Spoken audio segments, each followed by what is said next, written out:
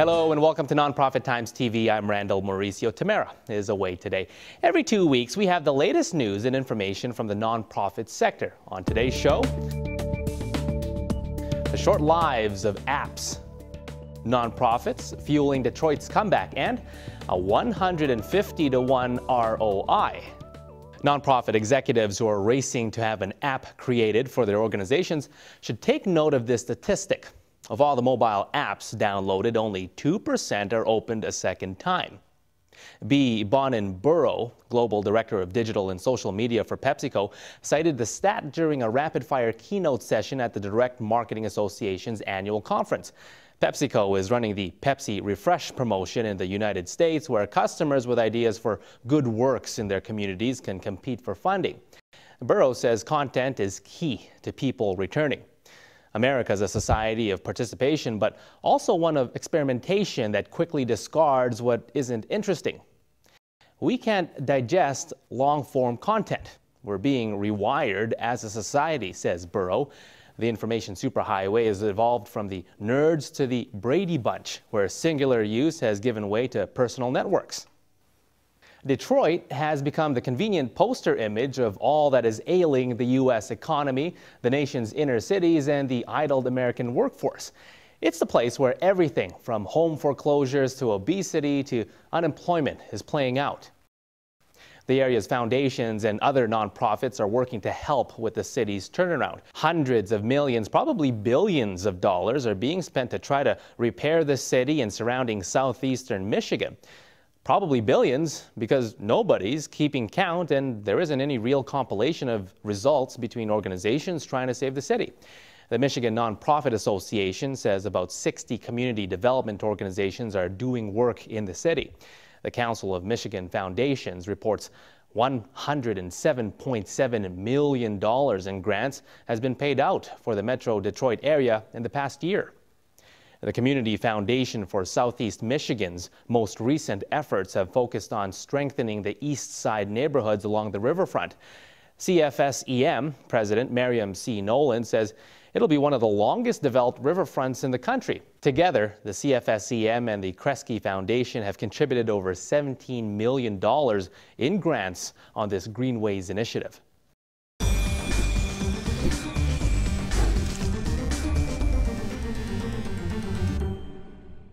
The midterm congressional elections are just days away, but the IRS has been asked to look into the political activities of some nonprofits. Senate Finance Committee Chairman Max Backus, a Democrat of Montana, instructed the IRS to conduct a survey of major 501c4, C5, and C6 organizations involved in political campaign activity to examine 4 areas. Were operations for their stated tax-exempt purposes, or are political campaign activities their primary purpose? Are they in compliance with the proxy tax and notice requirements? Are they acting in the private interest of major donors in their political campaign intervention or legislative lobbying? Do they provide excess benefits to major donors? Grant Thornton, LLP, says the Internal Revenue Code doesn't allow political campaign activity to be a primary purpose for an organization that is exempt from federal income taxes. Dan Romano, partner in charge at Grant Thornton's national nonprofit practice, says a tax law limits the extent to which such organizations may participate in the political process. It's undetermined how the IRS will carry out the survey, but Romano says in the wake of media reports and congressional pressure, it's likely the IRS will step up its review of the political campaign activities of 501c3 organizations as well. Employee turnover at nonprofits averaged 9% last year, with employees staying at an organization 6.2 years. These are just some of the results of the Nonprofit Times Blue Water 2010 Nonprofit Organizations Salary and Benefits Report. Other findings include the average tenure for a nonprofit CEO is 9 years.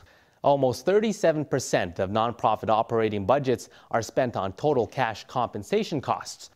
The average salary for a nonprofit CEO or president last year was $111,838. The average cost of an employee, including benefits and other costs, is $85,296. For more results, visit nptimes.com. All right, it's time for a quick break. In 20 seconds, find out how $1 can become $150. Hello, I'm Polly Craig, President and CEO of Fine Line Solutions. If your present call center is considered a cost center rather than a revenue center, then I welcome you to click to learn more about Fine Line's unique approach. We look forward to seeing how we can assist you with your revenue generation and donor service needs. This feature story is brought to you by Fine Line Communications, your multi-channel inbound fundraising contact center. Welcome back. A racetrack gambler would be thrilled if a 150-to-1 shot came in. Well, every dollar invested in advocacy of policies returned approximately $150 in benefits in a 4-state area of the Pacific Northwest, studied by the National Committee for Responsive Philanthropy, or NCRP. The study focused on homelessness and housing, predatory lending, immigrant rights, health care access, and other issues in Idaho, Montana, Oregon, and Washington. Funders contributed $23.9 million to the 20 organizations studied during a 5-year period, representing 69% of all engagement funding to the groups. The study sought to find out the best ways of building capacity within communities and to show how important multi-year funding is to organizations.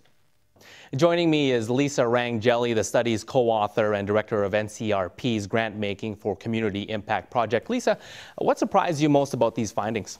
Well, I think what really surprised me about the findings was the extent to which the groups across the 4 states really do have a movement-building approach.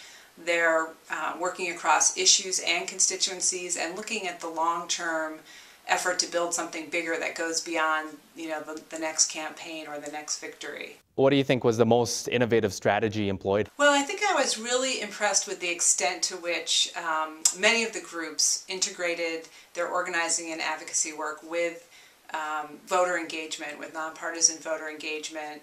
And in fact, some of the groups are using very sophisticated structures where they combine 501c3 charities with a 501c4 organization, and they may even have a PAC, a political action committee. And I think funders may be nervous about funding 501c3 organizations that have these other affiliated structures, but in fact, it adds a lot of power and resources to what the groups can accomplish. It's clear that one-shot grants won't work in this scenario. Should groups always be seeking multi-year or multi-cycle funding?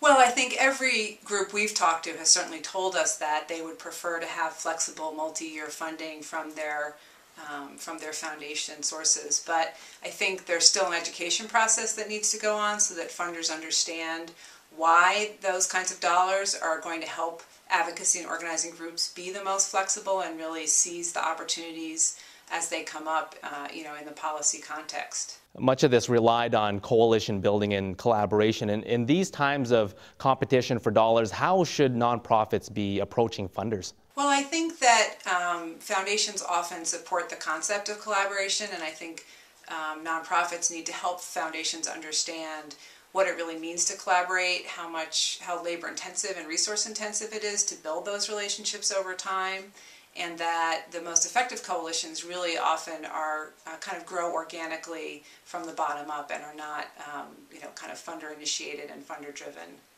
Thanks very much, Lisa. Thanks for joining me today. Make sure you never miss an episode of NPT TV by signing up for our email alert. See you next time.